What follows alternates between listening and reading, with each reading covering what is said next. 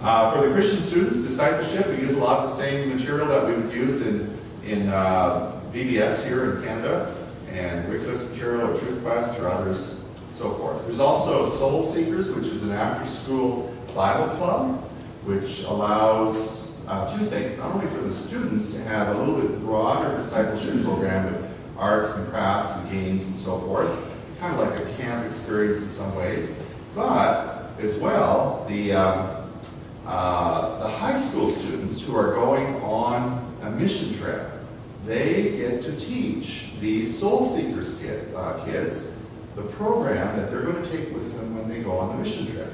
So, for instance, our mission teams go to the Philippines or to China and so forth. Well, they'll have like a VBS type program and in Manila. And so what they do is they practice that material with the Soul Seeker kids in Korea. They kind of go through it and get used to it and all that. And when they go on the mission team, mission trip in March, they're already ready for what kind of things will arise from that. There's some of the high school students in the back here with some of the Soul Seeker kids. We had a service project. I won't take too much time, but basically we were able to collect a lot of coins. They sent money to the Philippines, sent money to Honduras. We had a lot of contacts in Honduras. There was a school in Honduras, literally at the city dump. The school was at the city dump, about 100 kids at the dump school, and that's not uncommon in many third world nations. And so with our contacts in Honduras, we said, well, listen, we've got the school going here with a service project in Korea. Would you take this money and buy school supplies and buy shoes for the kids? So back home, we asked our students, Carol asked our students to go for a day without shoes. Good experience to let them feel what it was like to be without shoes in another country. And that was kind of a fun thing. Special emphasis week or spiritual emphasis week happens in the fall for the elementary school. For the middle school, high school, it's in the spring. And we always bring in speakers for that. They have a whole week of special meetings. Right at the end of school, just to keep Carol from getting bored, they had one final VBS for the last few days of school, and this year it was on Bible principles, but taken with some kind of a little bit of a flight school theme. What are the things that cause us drag in our Christian walk, or hold us back, or prevent us from really getting off the ground, things like that. So they had a lot of different plane-related themes that way. In the high school, I have, as I say, I have about 100 students on a regular basis, and I teach systematic theology to all the grade 11 Christian students. And we basically work through Grudem's book, which is a solid evangelical systematic theology book. And then for my Oasis students, I have philosophy classes. Well, you might say, well, philosophy, well, there's a lot of things in the philosophy curriculum that can point towards God. Plato and Aristotle, they always talk about the prime mover. Something got everything going in this universe, the first cause, the prime mover, and so forth. And when you get to the medieval period, people like Augustine, Anselm, Aquinas, Christian philosophers, very, very influential philosophers. We study them in our Oasis class. So I have many opportunities, even though it's a philosophy class, I have many opportunities to share Bible material because it's part of the philosophy curriculum. I just wanted to show you, without taking too much time, but a lot of students in Korea, they're very sleepy because they're up all night doing homework, or they go after school, they go for piano lessons or violin or to a tutor or whatever. And we have a 5-minute break in the middle of class. We have a long, about an hour and a half class, and we have a 5-minute break in the middle. Well, they go to sleep for 4 minutes, and I've got to wake them up again. I have no discipline problems, I would say, virtually none, but I do have problems keeping them awake because they stay up too late all the time. About a year and a half ago, the government said, okay, we got a problem. There's too many kids going to school late at night. So they said, we're going to make a law, no school can be open after midnight. So guys, how would you like that? No school after midnight, that's kind of encouraging, right? A lot of schools were open until 2 in the morning before that. So they clamped down on that. They realized that young people are under a lot of stress. Suicide rate is very, very high in Korea. Parents are pushing. If you can't learn how to play the piano or the violin or the trombone or whatever, or if you can't learn your math, you can't learn your science, well, you better go to a tutor. You better go to after-school school. So they come home, they have a bit of a bite to eat, they go off to school again. Then they got to come home and do their homework, things like that. So it's a problem.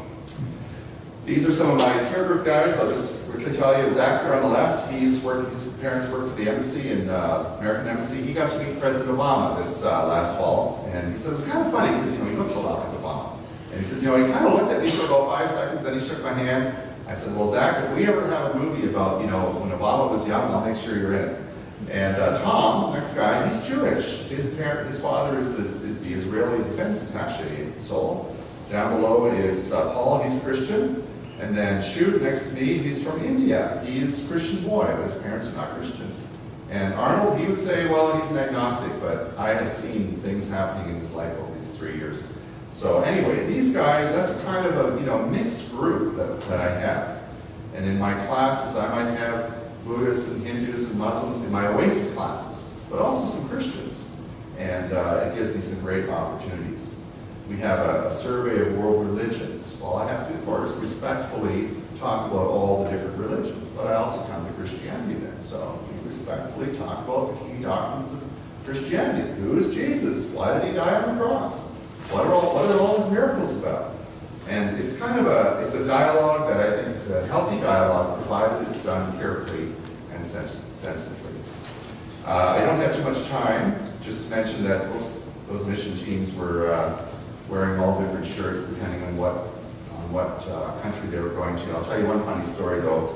Catherine went to Thailand this past year. In her shirt, it said redeemed in English, and then in the Thai script, it said redeemed. But the printer left off one dot by mistake, and so it actually said sinful chicken in Thai. And one of our Thai students said, that doesn't say redeemed, that says sinful chicken. And so they're all embarrassed. They went and got a little magic marker and tried to put that dot back on. So you've got to be careful with the printers. But about a third of the school, high school, goes on a mission trip. They also do other things. There's lots of sports, and there's other kinds of school clubs, and Model United Nations, and chess, and speech and debate, and it just goes on. The school is a busy, busy place. Catherine's in the orchestra, on soccer team, cooking club, and all kinds of things. It's a busy school. Many of the international schools are really, really, they want this prestige of look at how many things my kids are doing and all this. They want a full experience, but sometimes a bit too much. So, just to sum up, yes, it's a very busy school, busy city. We have opportunities. We have windows of opening to share the gospel. Most of those students are there for 2 or 3 years, and that's it. We have a chance to work with them, which is plant those seeds that we pray the Lord will cause to blossom and come to fruit. Please pray for the discipleship of the school, Youngstown International School. That's the most important thing.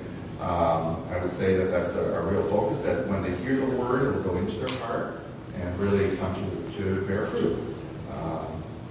Students are students all over the world. They have very, very many similar ideas and needs and so forth. And that's the main thing, is that when we can, that we, of course, share the gospel. I picked this picture here on the left because it's kind of a crossroad. The idea of not only the cross in South Korea, but also the fact that, there is tension between North and South. We pray for the North to open up, and we pray that the students in the South will not get caught up in materialism, but will really stay true and solid, and it needs prayer. Korea is definitely growing as a Christian country, but there's a lot of challenges as well. And this was our Father's Day picture back this summer here. Jordan on the left, he's 3 years at Redeemer College, and Lancaster has 2 more to go. And Carol and myself, and then Kaylin, who's just finished her first year at Tyndale University down here in Toronto, and is going to go for a few more years. And Catherine is with us. She's back in Korea for a couple more years, and then she will come back. And John from the right, he is a carpenter apprentice in Palmerston with his uncle, and also helping with worship in the church and helping with the little kids and so forth. So that is the family. Here are some links if you want to send us an email sometime. If you're interested in just our school, yissoul.org. If you're interested in the network of international Christian schools, down at the bottom, mix.org. And of course, if you want to send us an email, we'll be happy to answer your questions. We're going to break here, and I'll pray, and then you can talk to us if you like, and if you like to try one of these ginseng candies. But first impression, don't go by the first impression. Just keep going for a while. It gets better. That's right. Heavenly Father, in these few minutes, as we've looked into the wonderful, wonderful, beautiful picture of the majestic temple that you are building, people from all over the world, tribes, tongue, nation, culture, all kinds of heritage, Lord, we realize that you are the one who is the cornerstone, the chief capstone, the foundation. There is no other. And Lord, we just pray that as we've thought about the Korean people tonight, that you'll just keep them upon our heart. Help us to pray for them, pray for both North and South Korea. Pray for the discipleships, the opportunities we have. Lord, help us to remember that we are missionaries, no matter where we are, what we do, as one of those living stones, that we are being fit into your temple, and we're also making room and prayer for others to be fitted next to us. And we just pray that you'll also bless our fellowship time, the food we're about to receive, and the joy of the Lord that we share together. May it continue to abound here at this chapel here. We pray these things in Jesus' name.